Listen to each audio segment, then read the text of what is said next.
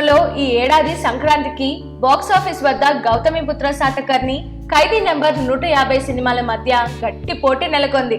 ఈ రెండు సినిమాలు ప్రేక్షకుల ముందుకొచ్చి సక్సెస్ అవడమే కాకుండా ఊహించని స్థాయిలో వసూళ్లు రాబట్టాయి. అయితే ఇక్కడ చెప్పుకోదగ్గ విషయం ఏంటంటే, మంచి టాక్ వచ్చిన సినిమాకి తక్కువ కలెక్షన్స్, పర్వాలేదు అన్నట్లుగా ఉన్న సినిమాకి భారీ కలెక్షన్స్ వచ్చాయి.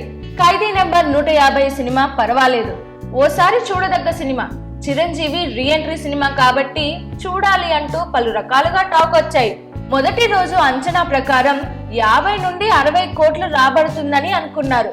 కానీ మొదటి రోజు టాక్ ని తారుమారు చేస్తూ ఏకంగా 100 కోట్లకు పైగా రాబట్టి సంచలనం రేపింది. ఇక శాతకర్ణి సినిమా సూపర్ హిట్ అంటూ టాక్ వచ్చింది. తప్పకుండా భారీ కలెక్షన్స్ వస్తాయని అనుకున్నారు. ఈ సినిమాకి తప్పకుండా 60 కోట్లు ఆస్తాయని మొదటి 3-4 రోజుల టాక్ మరియు కలెక్షన్స్ చూస్తే అనిపించింది. కానీ తీరా శాతకర్ణి ఇప్పటి వరకు 50 కోట్ల మార్క్ వద్దే ఉన్నాడు.